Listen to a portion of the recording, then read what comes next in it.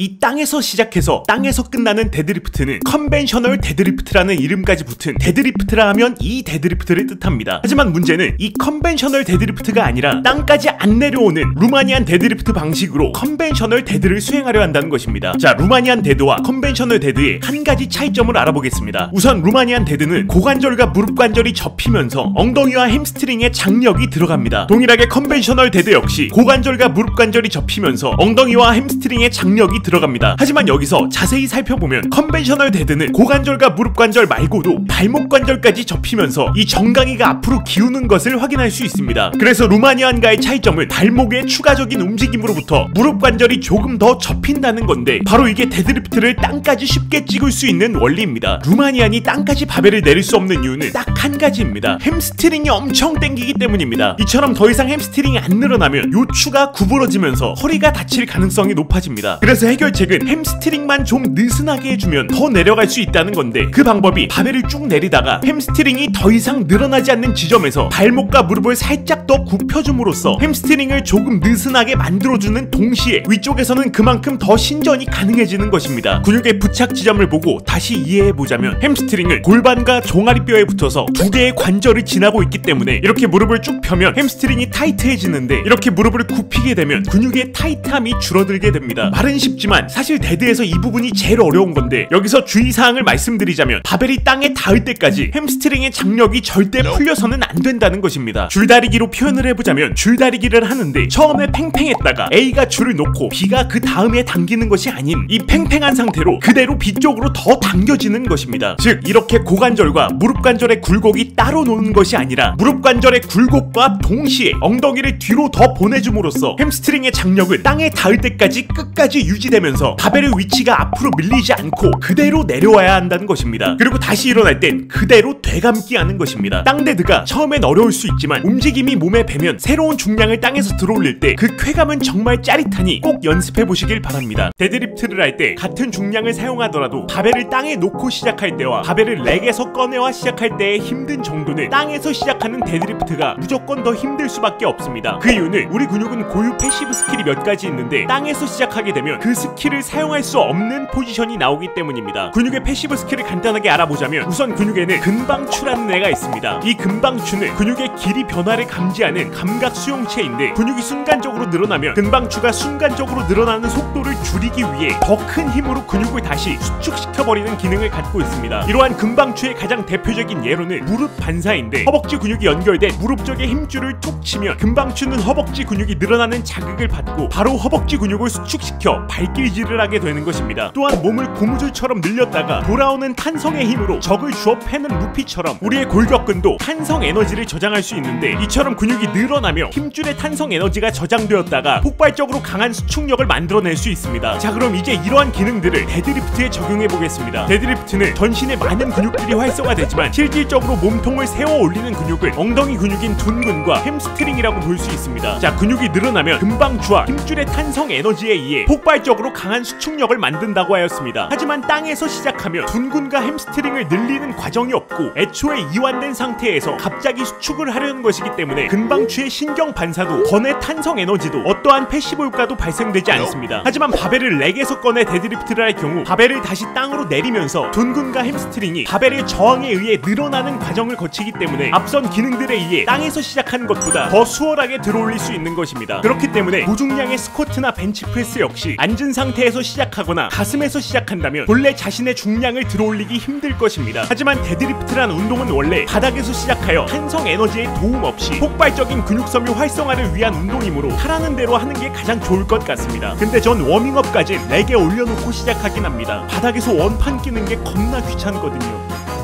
유명한 운동 프로그램들을 보면 보통 5세트 또는 3세트로 운동 루틴이 만들어져 있습니다. 하지만 왜 꼭 데드리프트만 꼭 한 세트만 진행하는 걸까요? 이는 여러가지 이유가 있습니다. 우선 스트롱리프트 5×5 같은 경우는 모든 운동이 5에 5세트인데 데드만 5에 1세트입니다. 그 이유로는 매번 스쿼트가 첫 번째 운동인데 스쿼트를 5회씩 5번이나 들어올리고 데드리프트를 하면 스쿼트로 인해 허리에 피로가 쌓여서 5회씩 5세트가 불가능하다고 합니다. 그럼 데드를 첫 번째로 하고 스쿼트를 하면 안 되는 거냐? 라는 질문에는 엄청 엄청 힘든 스쿼트를 하고 데드를 하면 데드가 정말 어렵다. 하지만 데드를 하고 스쿼트를 하면 스쿼트가 훨씬 더 어렵다고 합니다. 또한 제멋대로 데드를 5회씩 5세트를 한다는 사람에게는 치아가 아프면 치과를 가서 치과 의사에게 치료를 받지 네가 혼자 치아를 고치진 않는다고 예를 들며, 이 또한 전문가들이 알아서 잘 만들어 놓은 것이니까 그냥 하라는 대로 진행하라고 합니다. 그 다음 스타팅 스트렝스는 모든 운동이 5회씩 3세트입니다. 하지만 이 또한 데드만 5회 1세트입니다. 그 이후로 스타팅 스트렝스 역시 1세트 이상 진행하면 오버 트레이닝에 빠질 수 있다고 말합니다. 데드리프트는 충분한 고강도로 트레이닝한다면 한 세트만으로도 근육 성장에 충분한 자극이 제공된다고 합니다. 하지만 초심자들은 저러한 충분한 고강도 1RM에서 5RM까지의 중량을 아직 끌어내지 못하기에 운동 초반에는 스쿼트와 같이 몇 세트를 진행하는 것이 더 유용할 수도 있다고 합니다. 하지만 이뿐만 아니라 데드리프트의 단일 세트의 가장 흔한 주장으로는 중추신경계의 피로를 말합니다. 중추신경계라 하면 쉽게 말해서 근력의 조절을 담당하는 기관입니다. 즉 데드를 막 1세트를 초과해서 3세트, 5세트를 진행하면 중추신경계가 피로해져서 근육의 출력은 떨어지고 그로 인해 힘은 없는데 동일한 중량을 들어 올리니까 부상이 발생하게 된다는 말입니다. 자, 하지만 하나의 논문이 있습니다. 스쿼트와 데드의 중추신경계 피로를 비교한 논문인데, 저항훈련을 받은 남성들이 스쿼트와 데드를 각각 1RM의 95%의 중량으로 2회씩 8세트를 진행했습니다. 결과는 데드가 스쿼트보다 더 높은 중추신경계의 피로를 유발하지 않았다고 합니다. 결론적으로 스쿼트나 데드나 똑같이 빡센데 스쿼트는 5세트를 진행해도 되고 데드만 중추신경의 피로로부터 한 세트만 한다는 것은 타당한 이유가 되지 않는 것 같습니다. 그나마 가장 타당한 이유는 데드리프트가 스쿼트보다 하강 지점의 척추의 기울기가 조금 더 기울어짐에 척추 중립을 위한 스트레스가 더 많이 쌓여서 부상 발생의 예방이 가장 큰 원인인 것 같습니다. 저도 스트롱리프트 5×5란 프로그램을 처음 진행할 때 데드만 한 세트라서 의아함을 가졌는데 신기하게도 들어올리는 중량이 정말 한 세트만으로도 높아지는 것을 경험하였습니다. 근데 저 역시 초반에는 한두 세트 더 해도 될 것 같은데 하다가 어느 순간 데드가 한 세트라서 감사함을 느끼게 되었습니다.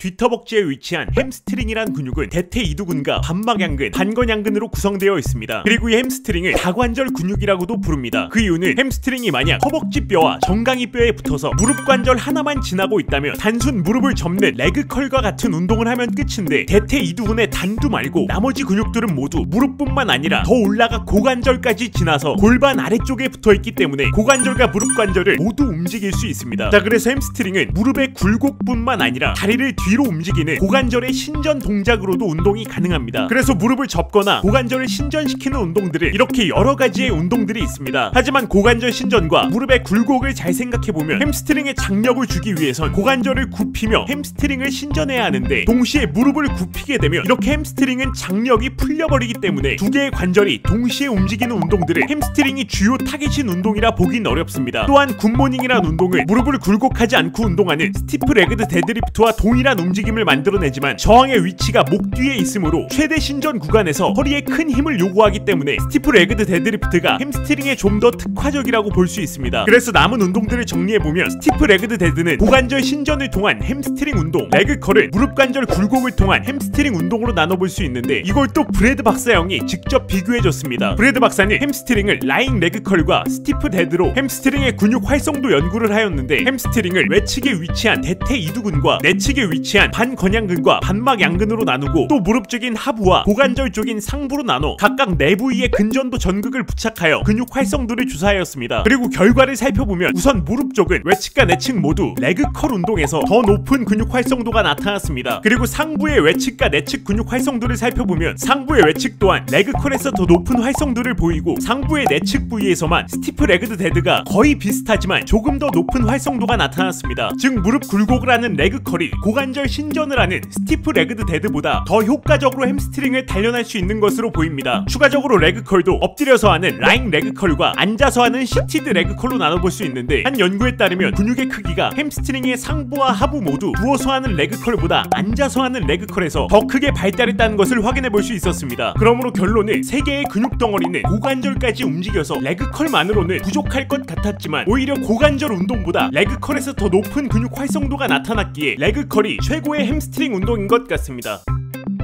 햄스트링은 허벅지 뒤쪽의 근육으로 햄스트링의 해부학을 살펴보면 이렇게 4덩이의 근육들로 이루어진 근육인데 이 3덩이의 근육들은 골반에 붙어 고관절과 무릎 관절을 지나서 부착되어 있고 이 대퇴이두근의 단둘한 애만 무릎 관절 하나만 지납니다. 그러므로 햄스트링은 무릎 관절을 접을 수 있고 대퇴이두근의 단둘을 제외하고는 고관절도 뒤로 신전시킬 수 있는 기능을 가지고 있습니다. 자, 그래서 이제 레그컬이란 머신을 살펴보면 다른 관절들의 움직임은 전혀 없고 운동 저항은 오직 무릎 관절을 굽히는 데에만 발생합니다. 그러므로 레그컬은 복합 다관절 운동이 아닌 단관절 고립 운동입니다. 그래서 무릎 관절의 굽힘을 만들어주는 햄스트링의 고립 운동 머신이라고 볼 수 있습니다. 하지만 고립 운동인 레그컬도 흔히 발생하는 2가지 문제점이 있습니다. 그 첫 번째는 햄스트링을 고립해야 하는데 자꾸만 종아리 근육이 꼽살이 낀다는 점과 두 번째는 엉덩이가 들리면서 햄스트링의 자극이 빠져버린다는 점입니다. 이 문제점들은 신경적인 요인과 근육의 길이 장력 관계 이 2가지로부터 설명되는데 우선 이것부터 이해해보자면 꼽살이 끼는 종아리 근육은 비복근과 넙치근이라는 2덩어리로 이루어져 있고 부착 지점은 비복근부터 살펴보면 허벅지뼈에서 시작해 무릎과 발목을 지나 발 뒤꿈치 쪽에 붙어있고 넙치근은 정강이뼈에서 시작해 발 뒤꿈치 쪽에 붙습니다. 그래서 이 넙치근은 발목을 움직이는 기능밖에 없는데 바로 이 비복근이 무릎 관절까지 굽힐 수 있어서 레그컬 할 때 종아리에 힘이 들어가는 이유는 사실 당연한 결과입니다. 하지만 근육의 길이 장력 관계란 것으로부터 종아리 근육의 수축력을 어느 정도 줄일 수 있는데 쉽게 설명하자면 발목을 이렇게 꺾어 올려 애초에 밑에 발목 관절 쪽에서 종아리 근육을 미리 느슨하게 늘려놓으면 위쪽 무릎 관절에서 수축이 이루어져도 종아리 근육을 느슨하게 만들어 놨기 때문에 종아리 근육 활성을 줄일 수 있습니다. 엉덩이가 들리는 이유도 길이 장력 관계로부터 설명됐는데 얘는 반대로 근육이 너무 짧아져서 근육 활성이 떨어지게 됩니다. 레그컬 할 때 햄스트링의 근육 길이를 잘 생각해보면 이게 최대 이완된 상태가 아니라 어느 정도 이미 근육이 짧아진 상태입니다. 햄스트링의 실제 최대 이완 지점은 사실 이 자세입니다. 그렇기 때문에 이미 어느 정도 짧아진 상태에서 무릎을 접어버리면 햄스트링의 수축력은 제한됐는데 무릎은 또 완벽하게 접으려고 허리가 꺾여버리면서 엉덩이가 떠버리는 것입니다. 그러므로 이 문제 역시 단순하게 무릎만을 접기 위해 생긴 그대로만 레그컬 동작을 수행한다면 당연한 결과지만 레그컬은 햄스트링의 고립 운동이라는 것을 인지하고 수축 도중 햄스트링의 자극 방출을 방지하기 위해 엉덩이를 안 뜨게 고정시켜 놔야 합니다. 그 방법은 그냥 꺾이는 방향 반대로 이렇게 골반을 뒤로 돌려놓는 것입니다. 이 골반 움직이는 방법을 모르신다면 이 영상을 꼭 시청해 주시길 바랍니다. 자, 하지만 발목을 정강이 쪽으로 꺾고 골반은 돌려놔도 햄스트링에 자극이 안 올 수가 있습니다. 그 이유는 앞서 길이 장력 관계의 문제뿐만 아니라 신경적인 요인도 있다고 말씀드렸는데 레그컬은 햄스트링의 고립 운동입니다. 그렇기 때문에 햄스트링의 근신경만을 컨트롤해서 오직 햄스트링만으로 들어올릴 수 있는 적절한 중량으로 수행하셔야 합니다. 중량을 데드리프트 마냥 엄청 무겁게 치면 앞서 설명한 별의 별짓을 다 해도 종아리 엉덩이뿐만 아니라 전신에 힘이 다 들어가질 것입니다. 그래서 저는 한때 레그컬로 아마 승모근도 운동했던 것 같습니다. 백 익스텐션, 이 운동은 올바른 자세에 한한다면 하체 운동이고 잘못된 자세로 수행하면 허리를 아작내는 운동이 될 수 있습니다. 자, 허리를 움직이는데 이게 왜 하체 운동이냐? 쉬운 이해를 돕기 위해 데드리프트를 잠시 살펴보겠습니다. 데드리프트는 이렇게 허리를 숙였다가 일어나는 동작으로 상체에 매달려 있는 손에 바벨이란 저항을 붙들고 엉덩이 근육과 뒷허벅지 근육으로부터 이 고관절을 움직여 상체를 일으켜 세우는 운동입니다. 하지만 이 동작 중에 상체, 척추의 올바른 라인을 유지하지 못한다면, 즉 척추의 중립을 유지하지 못한다면 고관절뿐만 아닌 허리까지 구부러지면서 바벨이란 저항은 허리 디스크에 엄청난 데미지를 주게 됩니다. 자, 그럼 다시 백 익스텐션을 살펴보겠습니다. 백 익스텐션은 데드리프트와 아주 동일한 움직임입니다. 저항은 상체가 되며 척추는 중립으로 이 올바른 척추 라인을 유지하며 엉덩이와 뒷허벅지의 근육으로 상체를 들어올리는 이 허리가 아닌 고관절만이 움직여야 하는 운동입니다. 하지만 이런 생각을 하실 수 있습니다. 백 익스텐션은 바벨같이 무거운 걸 들지도 않는데 이건 허리를 구부렸다 펴면서 척추 기립근이란 근육을 단련할 수 있지 않아? 자, 하지만 상체의 무게만이라도 요추에게는 엄청나게 강력한 저항이 발생됩니다. 척추와 허리 통증 관련으로 세계적으로 유명한 맥길 박사의 요추 부하에 관한 프로파일을 살펴보면 여기 로만 체어 엑서사이즈, 로만 체어란 이 기구를 말합니다. 즉 백 익스텐션의 척추 하중은 890파운드로 약 400kg, 요추는 400kg의 하중을 받으며 이 동작이 수행된다는 것입니다. 또한 척추 기립근은 척추를 뒤로 구부리는 척추의 신전 기능을 가지고 있습니다. 자, 하지만 이 기능은 척추가 앞으로 구부러지는 척추 굴곡을 제어하는 데 관여합니다. 즉 척추의 움직임, 이동성을 위해 존재하는 근육이 아닌 안정성을 위해 존재하는 근육입니다. 그러므로 척추 기립근의 활동이 증가하면 부상 위험을 증가시킬 수 있다고 합니다. 그러므로 구부렸다 폈다 하며 척추를 고문하지 말고 척추 기립근은 척추의 중립 상태 유지만을 위해 힘쓰고 고관절만의 움직임을 만들어 운동하셔야 합니다. 높은 저항을 다루는 힙 운동을 한 뒤 마무리로 백 익스텐션을 수행해 보시면 터질 것 같은 엉덩이 펌핑을 맛보실 수 있을 것입니다. 힙을 끌어올리기 위해서는 어떤 운동을 해야 할까요? 우선 엉덩이 근육을 확실하게 사용하기 위해 엉덩이의 해부학을 아주 간단하게 알아보겠습니다. 엉덩이의 근육은 세 가지로 나뉘어져 있습니다. 가장 크고 실질적인 힙의 움직임을 만들어내는 대둔근과 골반의 균형을 잡아주고 대둔근의 움직임을 보조해주는 중둔근, 소둔근이 있습니다. 대둔근의 기능은 다리를 뒤로 움직이는 기능을 하고 중둔근과 소둔근은 다리를 옆으로 올리는 기능을 합니다. 여기 엉덩이를 크게 만들기 위해서는 이 대둔근을 타겟으로 운동을 해야 합니다. 그렇기 때문에 다리를 뒤로 보내는 고관절의 신전 기능을 하는 운동을 해야 합니다. 그 운동들로는 보통 데드리프트와 스쿼트, 캐틀벨 스윙, 브릿지와 같은 운동들이 있습니다. 하지만 데드리프트와 캐틀벨 스윙은 다리를 움직이는 것이 아닌 상체를 움직여서 힙의 신전과 굴곡을 만들어내는 방식이며 척추의 중립을 유지해야 하는 부담감으로부터 데드리프트의 올바른 자세는 쉽게 접근하기가 어렵습니다. 또한 스쿼트는 엉덩이 근육뿐만 아니라 허벅지 근육까지 많은 운동이 되므로 하체를 위한 최고의 운동이지만 엉덩이만을 위한 운동은 아니며 체중을 이용한 운동인 브릿지는 근비대를 위한 속근 섬유를 자극하기에는 중량 설정이 어려워 효과적인 엉덩이 근육을 키우긴 힘듭니다. 허벅지 근육은 보조로 작용하고 엉덩이 근육만을 타겟으로 여기서 깝딱이 아닌